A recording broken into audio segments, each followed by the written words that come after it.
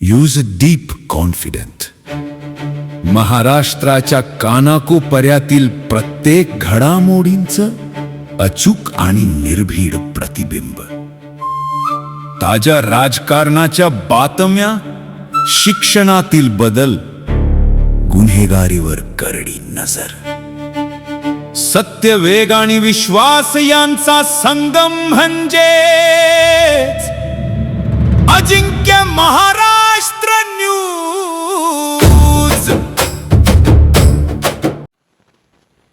अजिंक्य Maharashtra news channel Pune, एक सामान्य माणसाची अनोखी सुरुवात. आपण आलेलो आहोत पुणे येथील देहूगावमध्ये. डॉक्टर राजू पांचाळ सर यांच्यापाशी त्यांची मुलाखत आपण जाणून घेणार आहे. सर, आपलं नाव सांगा. नमस्कार. सर्वप्रथम मी कांताभाऊ राठोड यांचे आभार मानतो, कारण ते माझ्या घरी आले. त्यांनी माझ्या इथे माझी मुलाखत घेण्यासाठी जे मनोगत व्यक्त केले त्याबद्दल मी आपला आणि आपल्या न्यूज चॅनलचा आभारी आहे. धन्यवाद सर. आपण PhD होल्डर आहात, तसेच आपल्याला डॉक्टरेट पदवीसुद्धा मिळालेली आहे आणि आपण झिरो वेस्ट फ्रूटवरती सुद्धा इंटरनॅशनल ट्रेनर म्हणून काम करता. तर आपल्या श्रोत्यांना त्या संदर्भात थोडक्यात माहिती द्या. नमस्कार सर. आज आपल्याकडे जगामध्ये मी युनायटेड नेशनचा 17 गोल दिलेले आहेत. त्यापैकी 17 गोलमध्ये गोल नंबर 2 जे म्हणलेलं आहे त्याचं नाव आहे सस्टेनेबल डेव्हलपमेंट गोल, आणि त्याच्यामध्ये जगामध्ये सांगितलं गेलेलं आहे की माणसाला अन्न बनवणे हा प्रॉब्लेम नाही आहे, तर अन्न वाया जाते हा प्रॉब्लेम आहे. आणि त्याला नाव दिलेलं आहे झिरो हंगर. कारण जगामध्ये अन्नाचा तुटवडा हा अन्न वाया गेल्यामुळे होतो. हा मला सगळ्यात मोठा जाणवलेला प्रॉब्लेम आहे, आणि तो मी युनायटेड नेशनच्या गोल नंबर 2ला मॅप करतोय. त्याचं नाव आहे झिरो हंगर. म्हणजे जे आपलं waste fruit zero waste fruit आहे, ह्याच्या संदर्भात आपण श्रोत्यांना काय सांगणार आहात? म्हणजे कसं आहे ह्याच्या संदर्भातलं नियोजन वगैरे कसं असतं? जी, नमस्ते सर. सर, याच्यावरची मी खूप सखोल अभ्यास केला. माझ्या कॉलेजमध्ये आमच्याकडं ॲन्युअल गॅदरिंग, ज्याला स्नेहसंमेलन म्हणतो, असं आमच्याकडे एक प्रथा आहे. दरवर्षी माझ्या कॉलेजमध्ये साधारणतः आमच्याकडे टोटल स्ट्रेंथ ही 5,000 मुलांची, आणि त्या कमिटीचा मी हेड असतो, अन्न पुरवठा कमिटीचा. मग मी याच्यामध्ये पाहिलं, पहिल्या वेळेस 2022ला करोना संपल्यानंतरची जी ॲन्युअल गॅदरिंग होती त्या दिवशी मला हेड करण्यात आलं, आणि मी पाहिलं की लोक खूप अन्न वाया घालवतात. त्या दिवशी असं ठरवलं की हे अन्न वाया चाललं, किती लोकांचं चाललं. तर साधारणतः त्या केटररला विचारलं. केटरर म्हणाला की सर, तुम्ही आम्हाला 5,000ची ऑर्डर देता, तर आम्ही 6,000 लोकांचं अन्न बनवतो. म्हणजे साधारणतः अन्न बनवण्यानंतर 30% अन्न वाया जाते. एवढा मोठा मला गॅप दिसला, आणि मी त्या दिवशीपासून डिसाईड केलं की आपण नवीन काहीतरी करायचं.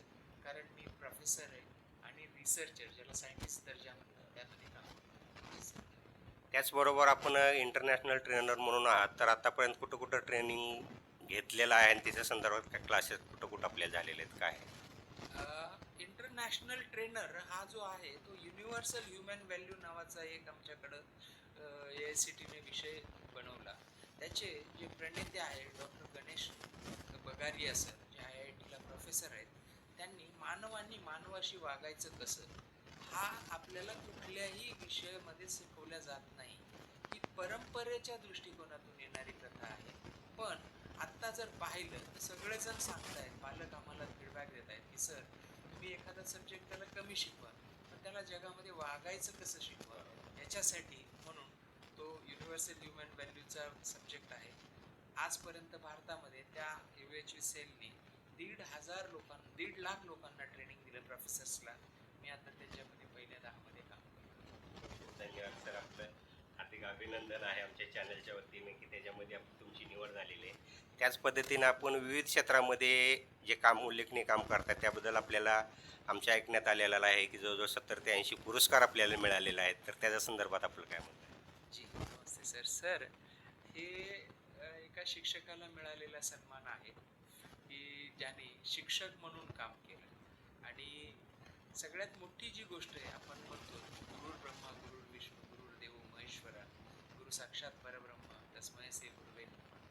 म्हणजे सर्व देवी देवतांच्याही पुढं नाव जे दिलेलं आहे गुरुला आहे. आणि मी सर्व शिक्षकांना हात जोडून नम्र विनंती करेन की तुमच्यातला शिक्षक जागा करा आणि समाजाला आपण बदलू शकतो ही माझी स्वतःची अनुभूती आहे आणि मी आपल्याला त्या दृष्टीनं वाटचाल करण्यासाठी शुभेच्छा देतो. खूप खूप धन्यवाद सर.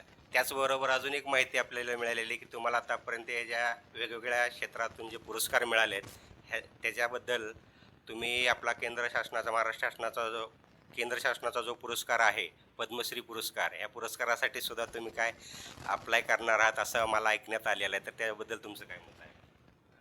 हा पुरस्कार मी शिक्षण मी 3 क्षेत्रामध्ये याच्यामध्ये निवड करतोय. पहिलं मी नाव दिलंय, मी स्वतः एक इन्स्पिरेशनल प्रोफेसर आहे. कारण मी आतापर्यंत 70-80 हजार विद्यार्थ्यांकडे गेलोय आणि मी माझी थ्योरी डेव्हलप केली. दुसरा माझा जर आपण म्हणाल की झिरो फूड वेस्ट हाही प्रोजेक्ट आहे आणि UHV युनिव्हर्सल ह्युमन व्हॅल्यू हा तिसरा प्रोजेक्ट आहे. तर मी शासनाकडं एक विनंती करेन की शिक्षकाचा सन्मान जर करायचा असेल तर आपण त्यासाठी जर योग्य पद्धतीनं पाहिलात माझी सर्व जाच पडताळणी करा अशी माझी सर्व शासनाला अपील असेल. आणि मी नक्कीच मला वाटतंय की जे काही काम केले ते जगापुढे आणेन आणि माझा न सन्मान होता तो त्या कामाचा सन्मान असेल असं मला वाटतं. खूप छान, धन्यवाद सर. अजिंक्य महाराष्ट्र न्यूज चॅनलतर्फे आपलं स्वागत आहे. अजिंक्य महाराष्ट्र न्यूज चॅनल, पुणे प्रतिनिधी कांताभाऊ राठोड.